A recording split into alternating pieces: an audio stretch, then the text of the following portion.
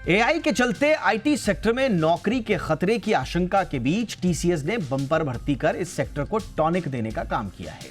TCS की ओर से 9000 से ज्यादा आईटी पेशेवरों की भर्ती को जो रिजल्ट्स के बाद उभर कर के सामने आई हैं बातें, उसके तहत निश्चित तौर पर आईटी सेक्टर के लिए शुभ संकेत माना जा रहा है। लेकिन कुछ और तस्वीरें भी हैं जो बताती हैं कि हायरिंग्स में अभी भी बहुत सारी चुनौतियां बाकी हैं। मसलन एआई और नॉन एआई को जब आप फर्क करके देखते हैं तो उसमें बहुत सारे डेटा आपको ऐसे नजर आते हैं जिस पर बातचीत करना बड़ा ज़रूरी है। तो इसलिए आज हम इन तमाम फैक्ट्स को, अलग अलग जो रिपोर्ट्स हैं और टीसीएस जैसे बड़े जायंट की हायरिंग के पूरे पैटर्न को समझने की कोशिश करेंगे, मंथन इस पर करेंगे खास मेहमानों के साथ और समझने की कोशिश करेंगे कि आईटी में हायरिंग का दौर अब आगे कैसा रहने वाला है। मेरे साथ होंगे खास मेहमान। छोटी सी रिपोर्ट आप देख लीजिए, फिर करते हैं चर्चा।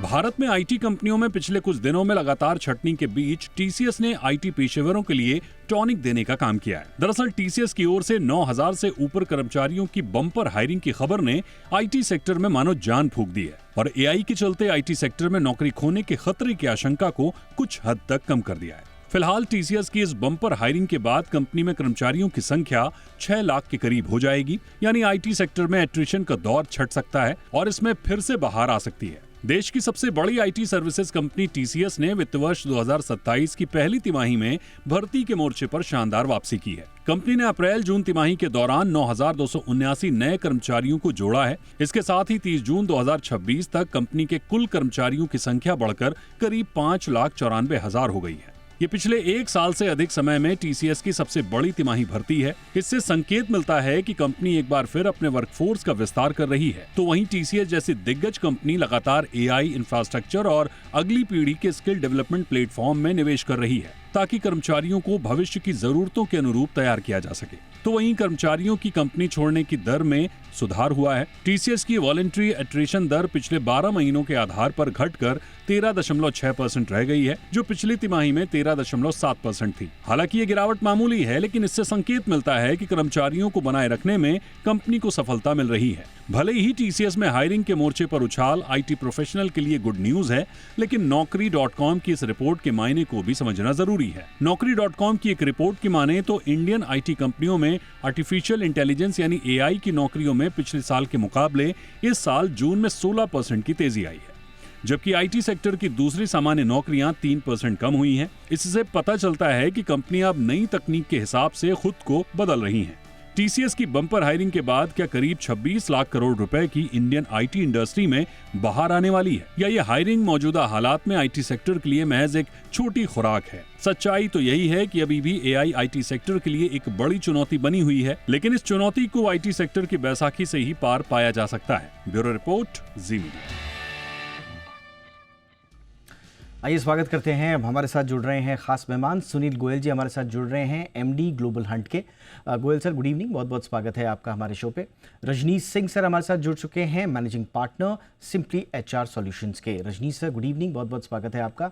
और हमारे साथ जुड़ रहे हैं Pankaj Srivastava sir, CEO and cofounder Uno search के। बहुत बहुत स्वागत है श्रीवास्तव सर आपका भी हमारे शो पे। सुनील सर, आपसे ही समझना चाहेंगे, टीसीएस के नतीजे देखने के बाद ऐसा लग रहा है कि अगर हम थोड़ा सा एआई नॉन एआई को हम छोड़ भी दें, बट ओवरऑल आईटी में ऐसा लग रहा है कि कॉन्फिडेंस दिखाया है टीसीएस ने और हायरिंग में थोड़ा एक ग्रीन सिग्नल, एक शुभ संकेत संभवतः समझ में आ रहे हैं। क्या इसको इसी तरह से पढ़ा जाए या अभी कुछ और पिक्चर्स को हमें साथ में रख करके कॉम्प्रिहेंसिव अध्ययन करना पड़ेगा सर? इसमें क्या होता है कि आईटी एक ऐसा इंडस्ट्री है जो एवर इवॉल्विंग है, यानी वहाँ पे ट्रांसफॉर्मेशन, चेंज होते रहे, बहुत जल्दी जल्दी होते रहे हैं, डिस्ट्रप्शन ऑफ टेक्नोलॉजीज आती रही है।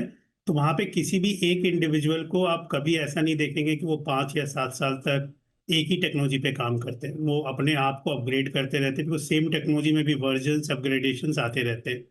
और आज की डेट में देखें तो जितना भी डिस्ट्रप्शन हुआ है टेक्नोलॉजी में, एआई या बाकी चीज़ों के आने के बाद या बड़े ऑटोमेशन आने के बाद, उसके बाद अगर आप देखेंगे तो एक नया वर्कफोर्स, न्यू माइंडसेट आने की ज़रूरत है मार्केट के अंदर में, और जहाँ पे उनको ट्रेन करना शायद आसान होगा, क्योंकि उनके पास कोई भी बैकलॉग नहीं है, कोई बैकेज नहीं है। तो अगर आज की डेट में हम ये बात कर लें कि न्यू एज टेक्नोलॉजीज में जो भी टेक्नोलॉजीज आ रही है मार्केट में, तो क्या एक कॉलेज ग्रेड को ट्रेन करना ज़्यादा आसान है या एक इंडस्ट्री में कोई 10 या 15 साल के एक्सपीरियंस के प्रोफेशनल को?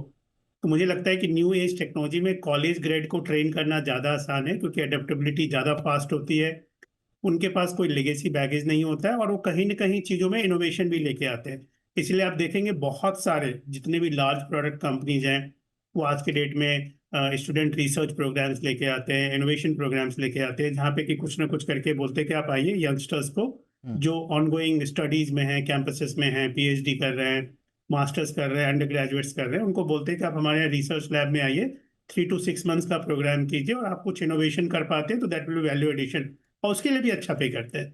तो टीसीएस आज के डेट में शायद उस चीज को कैश ऑन करने की कोशिश कर रहा है कि जब बातचीत हुई, लिगेसी थी, ले ऑफ्स होने शुरू, अभी भी हो रहे हैं, ऐसा नहीं है कि आज के डेट में ले ऑफ्स नहीं हो रहे हैं। अगर आप जाके कुछ दिन पुराना ही डेटा देखें तो ऑरेकल, एक हफ्ते पुराना डेटा देखें तो ऑरेकल, माइक्रोसॉफ्ट ने लगभग 20-25 हजार लोग निकाले हैं ग्लोबली, अगर देखें तो उसके अंदर में। तो ये स्पेसिफिक टू द इंडस्ट्री की बात नहीं करके स्पेसिफिक टू डोमेन इंडस्ट्री है, तो एक अपॉर्चुनिटी है इंडिया के अंदर में। जब आप कैंपस हायर करते हैं तो आपकी कॉस्ट बहुत ज़्यादा नहीं होती है उनको हायर करने में, और रादर उनकी सैलरी भी बहुत ज़्यादा नहीं पे करती है। मोस्टली जितनी आईटी सर्विसेज कंपनी बहुत ही मिनिमम पे करते हैं, मैं तो रिजनेबल भी नहीं बोलूँगा, बहुत मिनिमम पे करते हैं, और उस मिनिमम पे आउट में उनको ट्रेन करते हैं। ट्रेन करने से इंडिविजुअल के लिए ये होता है कि उनको ऑन जॉब लर्निंग मिल जाती है, उनकी वैल्यू प्रपोजिशंस बढ़ जाती है, और कंपनी के लिए जो प्रोजेक्ट या प्रोग्राम पे एक्सपेरिमेंट करने की जरूरत है वो उस पर एक्सपेरिमेंट कर पाते हैं। यानी कल को अगर कोई भी लार्ज आईटी सर्विसेज कंपनी एक एआई में या किसी भी डोमेन में जाके एक सर्विसेज ऑफरिंग करेंगी किसी भी पार्ट ऑफ द कंपनी में या वर्ल्ड वाइड कहीं पे भी, तो शायद वो बेटर सॉल्यूशन दे पाएंगी, बेटर कॉस्ट पे दे पाएंगी, फास्टर दे पाएंगे, क्योंकि रिसोर्स के नंबर्स ज़्यादा हैं, यंग वर्क फोर्स हैं, टेक्नोलॉजी को अडॉप्ट किया है, और कॉस्ट भी ऑप्टिमाइज्ड है। तो मुझे लगता है कि ये सारी चीज़ों को जब सॉल्यूशनिंग के पर्सपेक्टिव से देखें, एक आईटी कंसल्टिंग एंड सर्विसेज के कंपनी के पर्सपेक्टिव से, तो ये बहुत ही सूटेबल होता है, और शायद हमारी कंट्री का मॉडल भी इस पे रहा है। आज के डेट में जितनी भी लार्ज आईटी सर्विसेज कंपनी है जहाँ 4-4, 5-5, 6-6 लाख लोग काम कर रहे हैं, वो कहीं ना कहीं इसी मॉडल पे ऑप्टिमाइज किया है हमने अपने आप को। तो इसमें मुझे लगता है कि अच्छी अपॉर्चुनिटीज है। बीच में जैसे कैंपस में हायरिंग्स कम हो रही थी, लोगों को मौके नहीं मिल रहे थे, बट एक तो क्विकली, शायद आज की डेट में हाँ, लिवरेज करने के लिए ये अच्छा मौका है। ओके, तो ठीक है सर, मैं थोड़ा सा रजनीश सर से भी समझ लेता हूँ, क्योंकि हमने मूल जो डेटा का जो हवाला दिया है वो टीसीएस के Q1 के नतीजों का ही दिया है। लगभग 9300 नेट कर्मचारी नए जुड़े हैं। पिछले साल कंपनी का हेडकाउंट 23,000 से ज़्यादा था। तो अगर हम वापसी के रूप में अगर इसको देखें, नंबर के रूप में जो हम नए कर्मचारी जोड़ रहे हैं, क्योंकि पिछले कुछ क्वार्टर से लगातार सिर्फ टीसीएस ही नहीं बाकी आईटी कंपनीज में भी इस बात को लेकर ज़्यादा चिंता हो रही थी कि कितने निकाले जाएंगे। अब हायरिंग की बात हो रही है, उन नंबर्स को हम पॉजिटिव रूप में देख रहे हैं।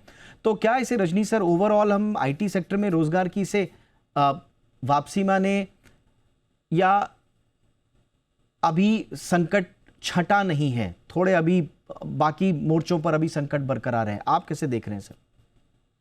नहीं, बहुत अच्छा सवाल दीपक, और मैं इसको एक बड़ा कॉशियस स्टेप बोलूंगा टीसीएस ने लिया है। आप देखिए, अगर आप कोविड के पहले के अगर आप आंकड़े देखेंगे कैंपस हायरिंग के, तो वो इससे शायद 3 गुना 4 गुना हायरिंग होती थी इसी ऑर्गेनाइजेशन की। सो नेचुरली उससे काफ़ी डाउन है।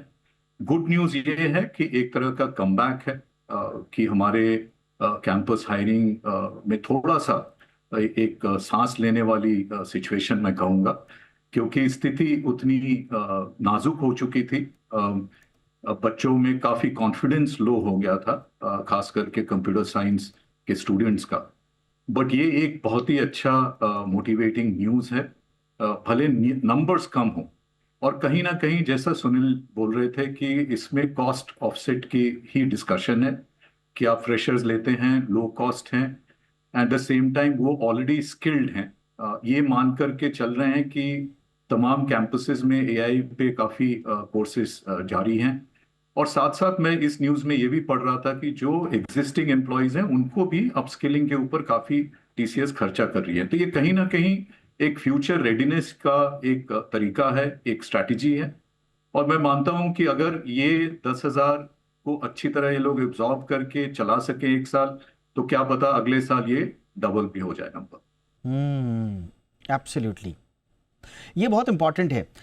हालांकि जो हम अभी डेटा देख रहे हैं, अगर हम FY26 में जाएं टीसीएस के नज़रिए से, तो FY26 में टीसीएस का जो हेडकाउंट था वो 23,460 घटा था। ये हेडकाउंट घटे थे, और जनवरी मार्च 2026 में सिर्फ 2,356 कर्मचारियों की ही नेट बढ़ोतरी हुई थी। ये नंबर थोड़ा सा ऐसा था जिसने थोड़ा चिंता में डाला था। इसलिए जो मौजूदा हायरिंग जो बढ़ी है, जो नंबर्स आए हैं, उसको एक बाउंस बैक तो कहा जा रहा है, लेकिन क्या इसे श्रीवास्तव सर, इसे अभी नए हाई ग्रोथ दौर की शुरुआत कहना अभी ठीक होगा सर, या थोड़ा सा रुकना होगा, देखना होगा आगे के प्रोजेक्शंस को? मैं खुद टीसीएस में काम करता था जी। 2006 में, अमेरिका में था। हम्म। तो मैं आपको फंडामेंटली बताना चाहता हूँ कि आईटी सर्विसेज में जॉब्स कहाँ से आती हैं। हम्म। तो अगर आप देखेंगे तो 83% जो आईटी जॉब्स है वो यूरोप और नॉर्थ अमेरिका से आती हैं। जब मैं वहाँ काम करता था, तो मैं अपना एक्सपीरियंस आपको बताता हूँ। मैं एक इंश्योरेंस कंपनी जिसका डेटाबेस या प्रोग्राम्स वगैरह बहुत पुराने थे, उसको हम लोग रीस्किल कर रहे थे, मतलब रिकोडिंग कर रहे थे, जावा में नई टेक्नोलॉजी ला रहे थे। वो सेम कंपनीज आज के डेट में आर्टिफिशियल इंटेलिजेंस ट्रांसफॉर्मेशन मांग रही हैं, एआई ट्रांसफॉर्मेशन वो मांग रही हैं। ओके। तो वो जो रूटीन जॉब्स थे, जो जावा, जो बेसिक प्रोग्रामिंग, टेस्टिंग, कोडिंग, वो सारे जॉब्स केवल ट्रांसफॉर्म हो रहे हैं। अगर आप डेटा देखें तो नैस्कॉम और नीति आयोग का जो वेरीफाइड डेटा कहता है कि इंडिया में ही 14 लाख एआई स्किल्ड वर्कर्स की डिमांड है, मतलब कमी है। और अगर आप वर्ल्ड इकोनॉमिक फोरम का डेटा देखें तो 92 million jobs will be replaced, obsolete, वो पुरानी हो जाएंगी, वो नहीं रहेंगी। लेकिन उसको रिप्लेस करने के लिए 171 मिलियन नए जॉब्स बनेंगे। तो ये जो टीसीएस का जो हायरिंग है, आपको ये देखना होगा 9,000 लोग किसकी हायरिंग हुई है।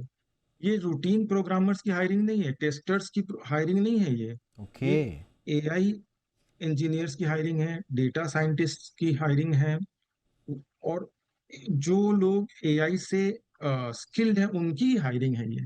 सो मेरा ये कंक्लूजन है, इन सब डेटा जो मैंने आपसे शेयर किए, उसका यही कंक्लूजन है कि ये केवल ट्रांसफॉर्मेशन है, और आगे फ्यूचर और ब्राइट है। अभी दो लोग केवल हैं जो एआई वर्कर हैं, जो नॉन एआई वर्कर हैं। एक कहावत है कि आपका जॉब एआई नहीं लेगा, आपका जॉब वैसा दूसरा इंसान लेगा जो एआई समझता है।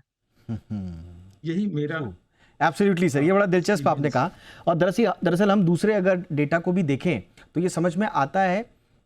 नौकरी जॉब स्पीक रिपोर्ट जो आई है, उसका डेटा कुछ दूसरी तस्वीर पेश करता है। संभवतः इसको भी अगर हम जोड़ें तो तस्वीर थोड़ा ज़्यादा हमें बेहतर समझ में आ जाएगी। एक तरफ हम देख रहे हैं कि हायरिंग बढ़ रही है, बट जैसा सर ने कहा अभी कि वो कौन सी हायरिंग बढ़ रही है, ये देखना बड़ा ज़रूरी है। नौकरी जॉब स्पीक की रिपोर्ट कहती है कि 1.5 लाख से ज़्यादा एम्प्लॉयर्स के आधार पर जो उन्होंने बनाया है, जून 2026 में एआई से जुड़ी हायरिंग जो है वो सालाना आधार पर 16% बढ़ी।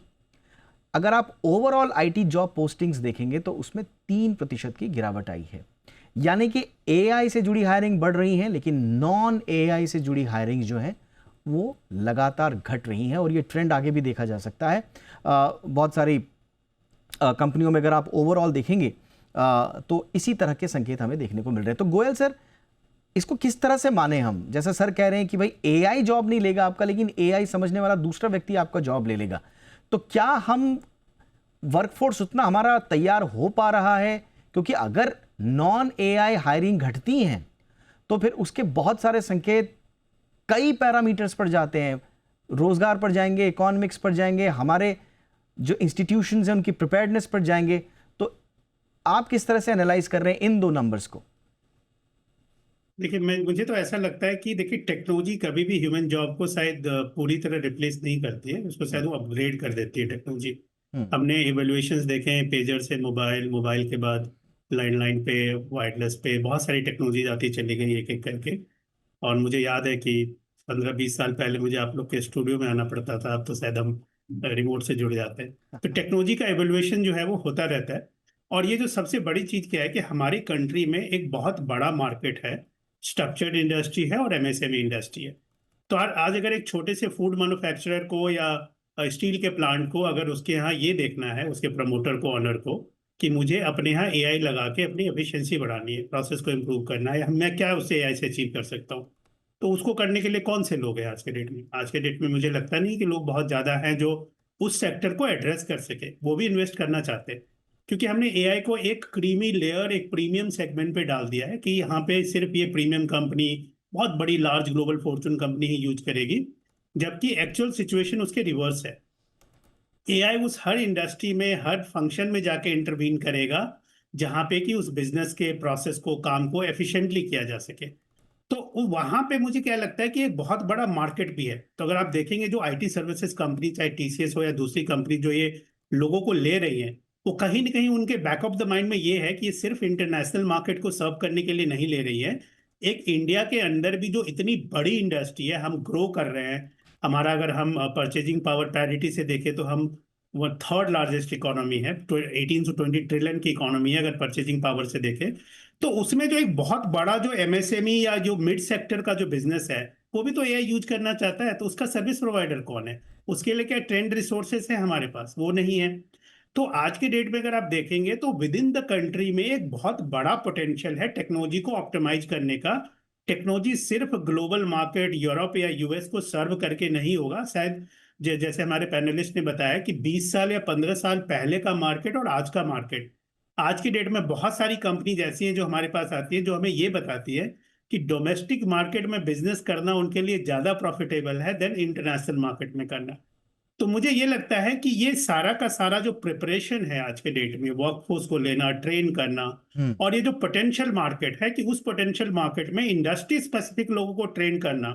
आज की डेट में मैन्युफैक्चरिंग है, हेल्थ केयर है, तो ट्रैवल है, हॉस्पिटैलिटी है, हर जगह तो एआई यूज होना है। तो अगर हॉस्पिटल मैनेजमेंट है तो कहीं पे भी अगर एआई यूज होगा, अगर एक छोटा सा हॉस्पिटल है जो इंटरनेशनल हॉस्पिटल नहीं है, तो वो भी तो अपने एआई यूज करना चाहेगा, ऑप्टिमाइजेशन को, यूटिलाइजेशन को, डॉक्टर की एफिशिएंसी को, पे जो पैरामेडिक स्टाफ है उसके एफिशिएंसी को, वो किसके पास जाएगा?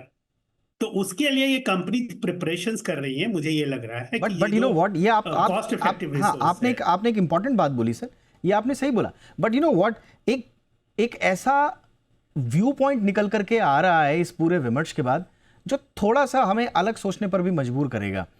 रजनीश सर, पहले रेवेन्यू बढ़ने का मतलब सीधा सीधा हम ये मान करके चलते थे कि हायरिंग होगी, रेवेन्यू बढ़ गया हायरिंग होगी, राइट? अभी क्या है कि टीसीएस का रेवेन्यू लगभग 14% बढ़ा है, लेकिन हेडकाउंट ग्रोथ उतनी तेज नहीं दिखाई दे रही है। और यहीं पर फिर हमको याद आता है जब नेस्कॉम ने कहा था कि भाई इंडस्ट्री रेवेन्यू तो तेजी से बढ़ा रही है लेकिन जॉब ग्रोथ केवल 2% है। एआई ने क्या सर भारतीय आईटी सर्विस के उस मॉडल को तोड़ दिया है जिसमें रेवेन्यू ग्रोथ और एम्प्लॉयमेंट ग्रोथ साथ साथ चलते थे, जिस पर हम पहले की चर्चाएं करते थे, विमर्श करते थे? क्या सर सीधा सवाल यह है कि अब प्रोडक्टिविटी एम्प्लॉयमेंट से पूरी तरह से अलग हो रही है? बहुत बढ़िया सवाल। और मैं बिल्कुल, देखिए, इंडिया की बड़ी अजीब सी सिचुएशन है।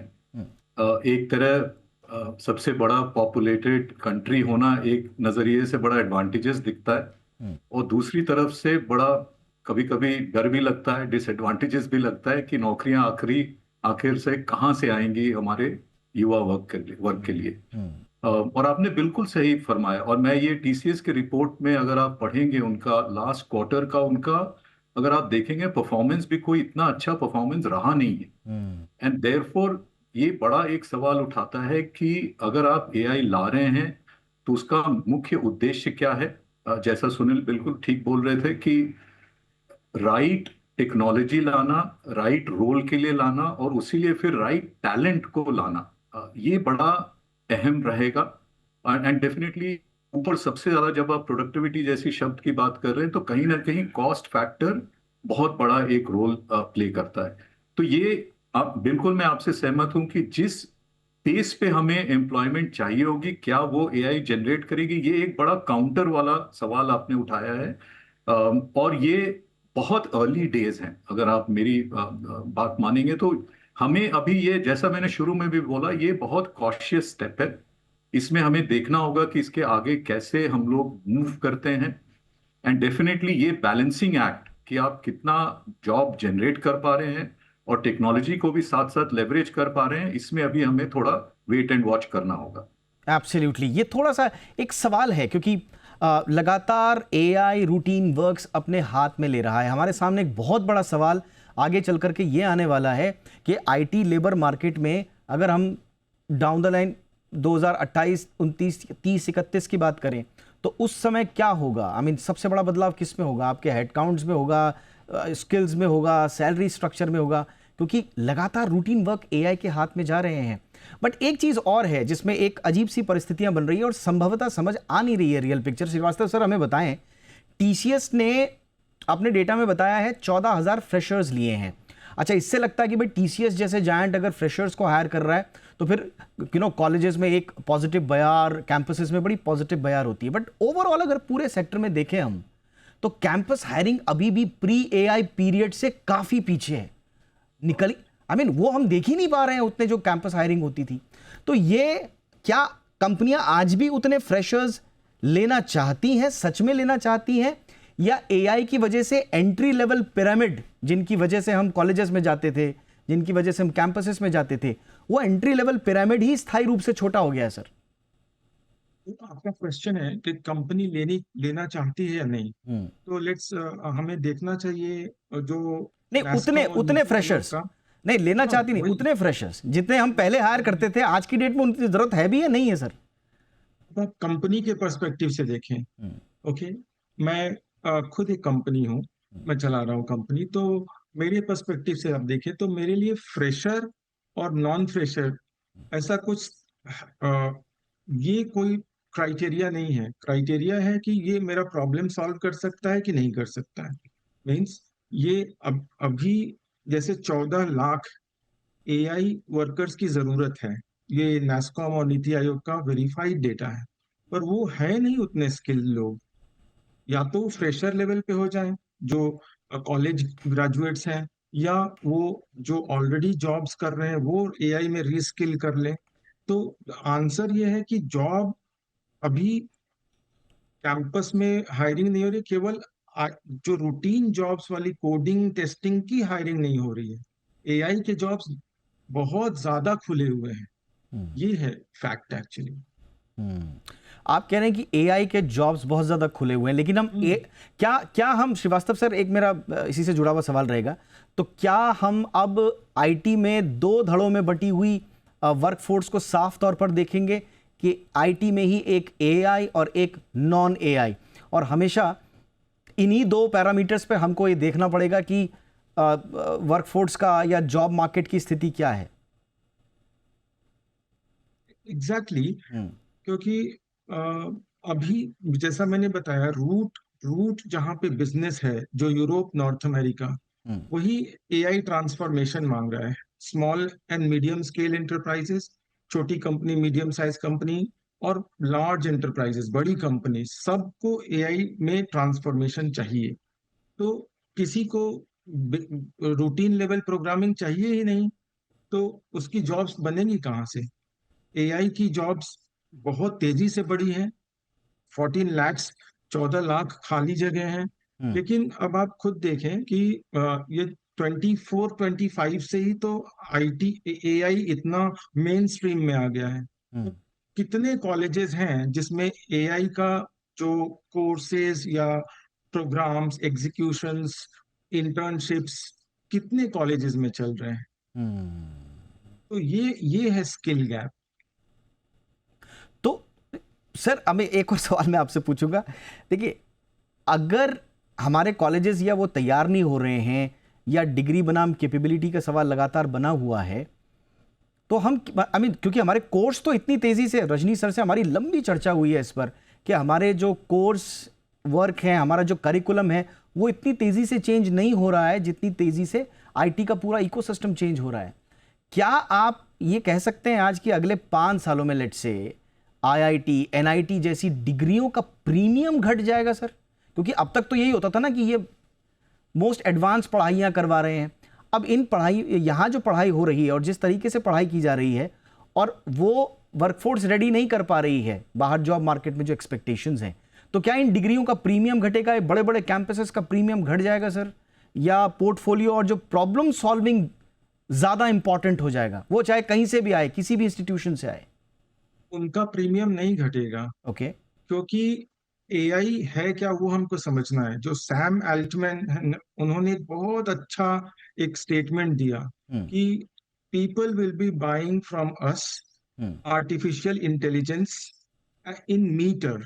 मतलब आप हम जैसे बिजली खरीदते हैं ना, इलेक्ट्रिसिटी खरीदते हैं मीटर से, इंटरनेट खरीदते हैं मीटर से, वैसे ही आप एआई खरीदते हैं मीटर से। वो एक यूटिलिटी है। हम्म। ओके।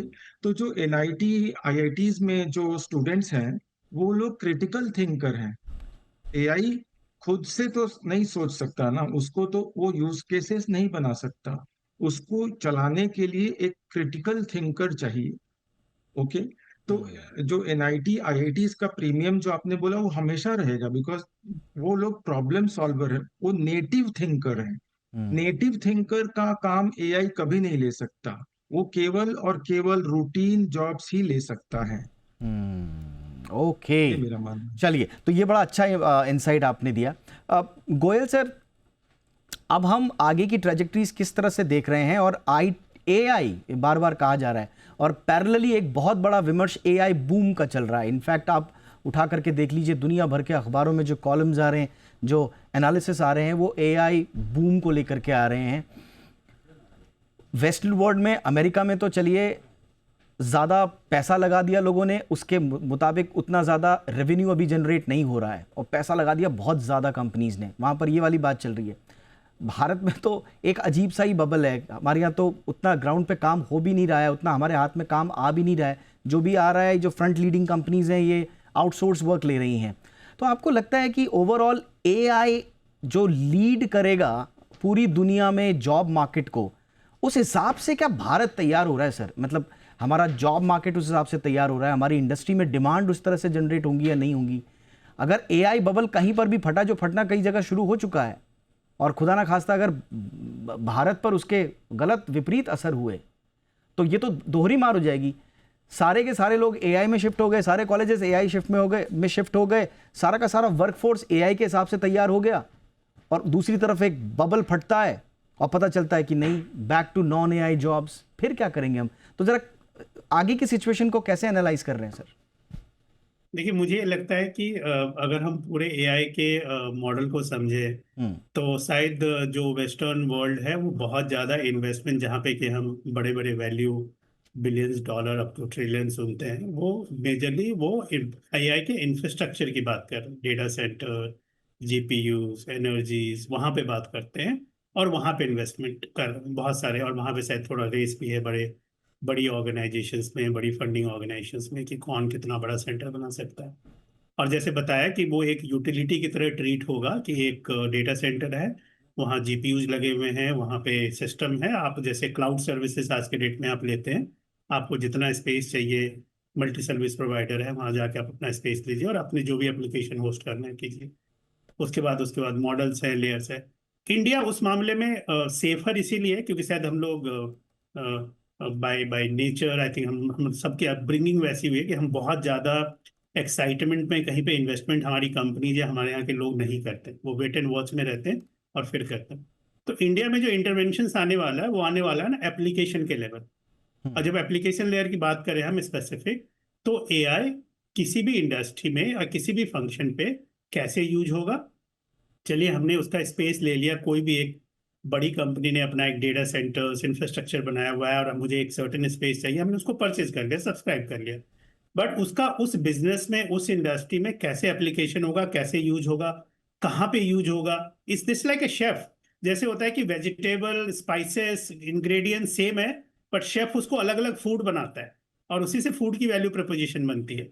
तो शायद हमारे यहाँ वो एप्लीकेशन लेयर पे हम काम कर रहे हैं। हमारी मोस्टली कंपनी जितनी आईटी सर्विसेज हैं, या हमारे यहाँ के बहुत सारे जो स्टार्टअप्स भी हैं, मुझे नहीं लगता है कि बहुत ही 2, 4, 5% कंपनीज इंफ्रास्ट्रक्चर लेवल पे बात करती है, जीपीयू के लेवल पे बात करती है, मॉडल के लेवल पे बात करती है, मोस्टली आज के डेट में एप्लीकेशन के लेवल पे बात करती है कि हम एआई के एप्लीकेशन को कैसे एफिशिएंट कर सकते हैं कि हर इंडस्ट्री में एक सुपर स्पेशलिस्ट लोग आए जिनको इंडस्ट्री की समझ है, टेक्नोलॉजी की समझ है और एआई की समझ है, और वो उसको इंटीग्रेट करके एक एआई बेस्ड एप्लीकेशन बना के एक सॉल्यूशन दे सके, जहां पे वो ये बता सके कि जिस काम को आप 20 लोग, 25 लोग या 30 दिन लगा के करते थे, वो काम हम घंटों में कर सकते हैं, 5 दिन में कर सकते हैं, 4 दिन में कर सकते हैं। हमारे जैसे यूपीआई है, अगर पेमेंट सिस्टम अगर आप देखें तो सीमलेस पेमेंट सिस्टम होने की वजह से लाइफ कितनी आसान है लोगों की। आपको कहीं भी पैसा भेजना हो, किसी को पेमेंट करना हो, जैसे उसी तरह एआई का एक एप्लीकेशन है जो हर इंडस्ट्री में,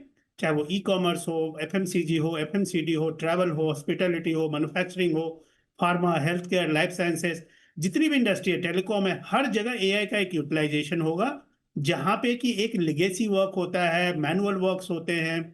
आज की डेट में आप डेटाबेस पे, बड़े बड़े डेटाबेस पे, अब हमारे इलेक्शंस की चीजें होती है, आप बट AI सर डाल इसको दीजिए, मैं थोड़ा आधा सा corrections automatic हो जाता है। एब्सोल्युटली सर, मैं थोड़ा हायरिंग के पर्सपेक्टिव से समझ रहा हूँ सर। देखिए, मेरा सीधा सवाल आपसे, मैं हायरिंग में मैं क्यों स्ट्रेट फॉरवर्ड हायरिंग पे आना चाह रहा हूँ, क्योंकि हमारे हिंदुस्तान के आईटी मार्केट की जो लेगेसी रही है या जो उसकी पहचान रही है, वो लेबर आर्बिट्राज रहा है हमारे यहाँ। यानी कि अमेरिका या यूरोप में जिस काम के लिए $100-200 प्रति घंटे देने पड़ते थे, भारत में वही काम आपका 25, 40, $50 प्रति घंटे में हो रहा है। दूसरा, हमारे यहाँ जो हमारी सबसे बड़ी ताकत क्या थी कि हमारे यहाँ सस्ता टैलेंट था, क्वालिटी इंजीनियरिंग टैलेंट भी था और बहुतायत में था। यानी कि हमारे पास सस्ते इंजीनियर्स भी थे और बहुत सारे इंजीनियर्स भी थे। अब जनरेटिव एआई के आने के बाद, अगर जैसे आपने बताया कि हर जगह एजेंटिक काम होगा, हर जगह, तो 100 लोगों की जहां पर जरूरत पड़ती थी, वहां पर अब 40 लोगों की या 45 लोगों की जरूरत पड़ी। तो हमारी जो लेवरेज थी, हमारी जो ताकत थी हिंदुस्तान की, कि साहब हमारे पास बढ़िया टैलेंट भी है, सस्ता टैलेंट भी है और बहुत ज्यादा टैलेंट भी है, और मेरे ख्याल से वॉल्यूम इसमें बहुत बड़ा इंपॉर्टेंट रोल था कि एक साथ इतने सारे इंजीनियर्स निकल रहे हैं हमारे यहाँ से। अब उतने चाहिए ही नहीं। तो भारत ने क्या वो ताकत खो दी है सर, और खोता जा रहा है? ये क्या थोड़ा वैसा संकेत है जिससे हमको चिंता करनी चाहिए? नहीं, ये सारे के सारे एडवांटेज आज भी हमारे पास है। आज भी हमारे पास कॉस्ट एडवांटेज है, टैलेंट एडवांटेज है और टैलेंट की एबिलिटी का एडवांटेज है।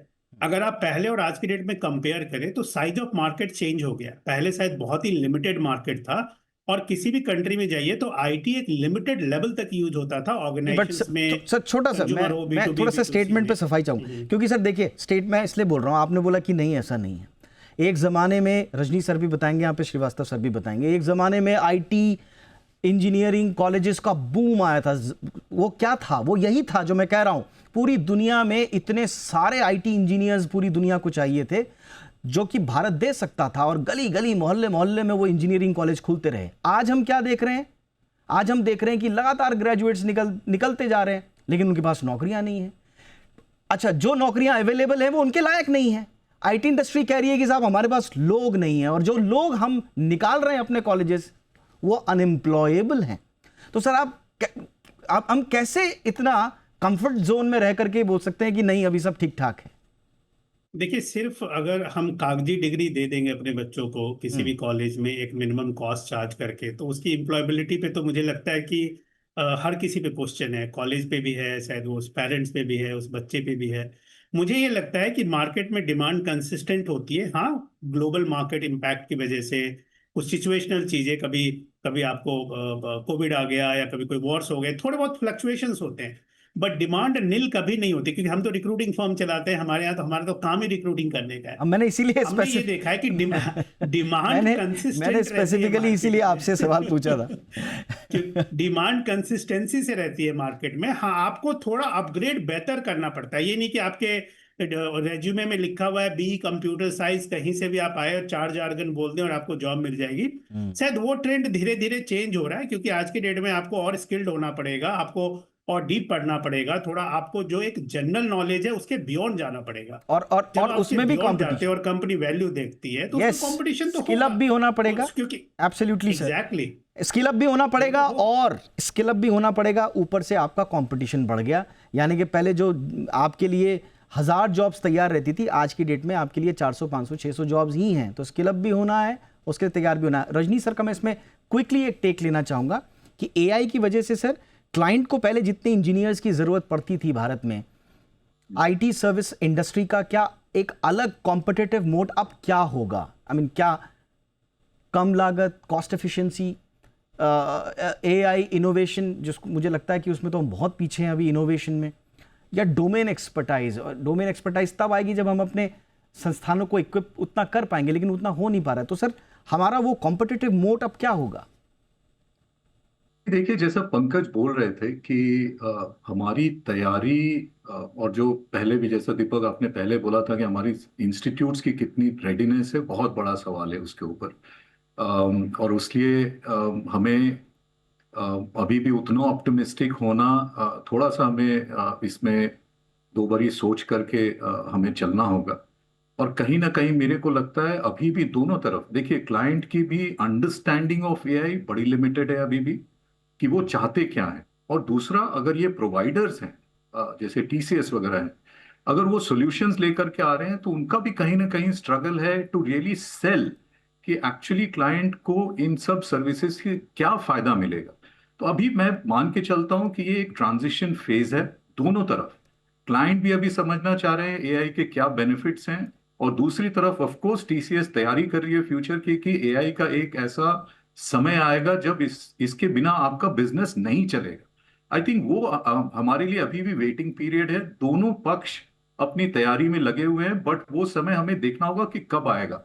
इंडिया, जैसा आप जानते हैं कि हमारे यहाँ पे सिचुएशन बहुत ही यूनिक है, जो पहले भी मैंने बोला था कि हमारे यहाँ पे दोनों आप देखेंगे, एक मैन्युफैक्चरिंग का भी उतना ही हमारे यहाँ रिक्वायरमेंट है, उतना जितना हमारे यहाँ सर्विस का है। हमें एज अ कंट्री अगर पॉपुलेशन को लेके साथ चलना है तो एक वो बैलेंसिंग एक्ट करना बहुत जरूरी है, बहुत जरूरी। करेक्ट सर, ये आपने बहुत इंपॉर्टेंट बोला, और इसीलिए मैं जाते जाते पंकज श्रीवास्तव सर से आखिरी सवाल पूछूंगा। आज की डेट में जो सबसे ज़्यादा हमसे जो बच्चे, जो उनके टीचर्स, इंस्टीट्यूशंस के लोग, वो सबसे ज़्यादा सवाल ये पूछते हैं कि भाई आगे करियर प्रोजेक्शंस किस तरह के रहने होंगे, प्रोग्रेशन किस तरह का होगा। पहले सिंपल सा होता था पंकज श्रीवास्तव सर, पहले करियर पाथ एकदम क्रिस्टल क्लियर होता था। आप डिग्री लेंगे, उसके बाद आप इंटर्न जाएंगे, डेवलपर बनेंगे, सीनियर डेवलपर बनेंगे, फिर टीम लीड बनेंगे, मतलब सब कुछ पता था कि आगे हम कहाँ तक जाएंगे, कैसे जाएंगे। एआई के आने के बाद क्या ये करियर प्रोग्रेशन ये लीनियर रहेगा, या आज की डेट में जैसे देख रहे हैं कि भाई 2 साल में पहले कुछ और किया तो पता चला फटाफट से नया कोर्स कर लो, जा करके ब्रेक लो, 6 महीने का 3 महीने का नया कोर्स करके आओ। तो क्या इसी तरह से ये करियर प्रोग्रेशन पहले की तरह लीनियर रहेगा, या प्रोफेशनल्स को सर हर 3-4 साल में खुद को पूरी तरह से री इन्वेंट करना पड़ेगा? क्या लग रहा है सर आगे? अब आईटी में अपस्किलिंग पहले भी लगती थी, हर 3-4 साल में नए प्रोग्रामिंग लैंग्वेजेस आते थे, वो हमें पहले भी सीखना पड़ता था और अभी भी सीखना पड़ेगा। अभी जो नए जॉब्स, नए तरीके के जॉब्स होंगे, जैसे AI engineers, data scientist, cyber security experts, AI approvers, content reviewers, customer service executives, means जो क्लाइंट से बात कर सके, इस तरह के जॉब्स होंगे। तो रीस्किलिंग अभी भी हमें करनी पड़ेगी। अभी जो मैं एक आपके माध्यम से जो मैसेज पहुंचाना चाहूंगा, जो लोग आपसे पूछ रहे हैं कि अभी उनको करना क्या चाहिए, तो मेरे हिसाब से जो जर्मनी का मॉडल है वो हमें लाना चाहिए। जर्मनी में 12th क्लास के बाद बच्चा 3 दिन कॉलेज जाएगा, 3 दिन कंपनी जाएगा, सिंपल। तो जैसे वो जब निकलता है, कॉलेज से पास आउट होता है, तो वो एक प्रोफेशनल है, ऑलरेडी वो काम समझता है, वो एक एक्सपीरियंस प्रोफेशनल, वो ग्रेजुएट फ्रेशर है ही नहीं। तो 3 दिन कॉलेज और 3 दिन कंपनी अगर ना हो पाए, तो एटलीस्ट एक और एग्जांपल मैं आपको देता हूँ, VIT, Vellore institute of technology है, ऐसे बहुत सारे कॉलेजेस हैं, पर मैं एक एग्जांपल जस्ट दे रहा हूँ आपको कि वहां पे हर फर्स्ट ईयर से ही इंटर्नशिप्स कंपलसरी है, और वो रियल कंपनीज में इंटर्नशिप्स करते हैं। तो वहां उनको प्रॉब्लम समझ में आ जाएगी कि एआई की कहाँ कहाँ जरूरत है, या किस डिपार्टमेंट में किस तरह की जरूरत है। तो एआई में डिफरेंस क्या है कि आपको प्रॉब्लम सॉल्व करना है, क्योंकि इंटेलिजेंस तो फ्री है ना, वो राइट, तो आर्टिफिशियल है।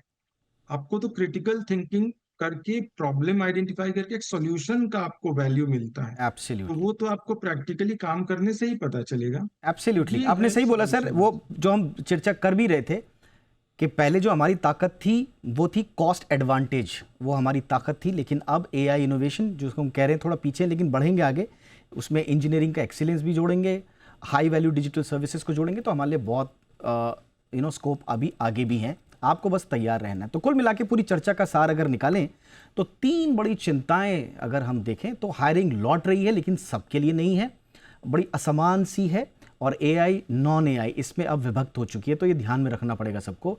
एआई सिर्फ नौकरी नहीं, पूरा एम्प्लॉयमेंट मॉडल भी बदल रहा है। जैसा मैं अभी बात भी कर रहा था कि रेवेन्यू बढ़ने का मतलब हायरिंग होता था, अब ऐसा संभवतः नहीं है। और स्किल गैप जो लगातार एक बड़ी चिंता का विषय बना हुआ है, लेकिन चर्चा में जो पॉजिटिव पॉइंट उभर करके सामने आए हैं कि टेक सेक्टर अभी आगे बढ़ रहा है। बहुत लोगों को संशय था कि भाई आगे बढ़ेंगे या नहीं बढ़ेंगे, तो इंडस्ट्री का आकार लगातार बढ़ रहा है, रिकवरीज हो रही हैं। एआई में भारत के लिए बहुत सारे अवसर हैं। मांग अभी एआई में बहुत ज़्यादा है, सप्लाई बहुत कम है। जो इररेलेवेंट लोग हैं उनके लिए नहीं कह रहा हूँ, जो अभी काम कर रहे हैं, पढ़ाई कर रहे हैं, उनके लिए कह रहा हूँ। टैलेंट की मांग अभी भी बहुत ज़्यादा है, और ओवरऑल भारत को अपने को खुद को स्थापित करने के लिए अभी बहुत बड़ा एक स्कोप है। तो ये है समरी आज के डिस्कशन की, और बहुत बहुत शुक्रिया करेंगे आज के हमारे मेहमानों का। Pankaj Srivastava sir, thank you so much, आपने समय निकाला। रजनीश सिंह सर, बहुत बहुत धन्यवाद सर, आपने समय दिया। Sunil Goyal sir, thank you so much आपके समय के लिए।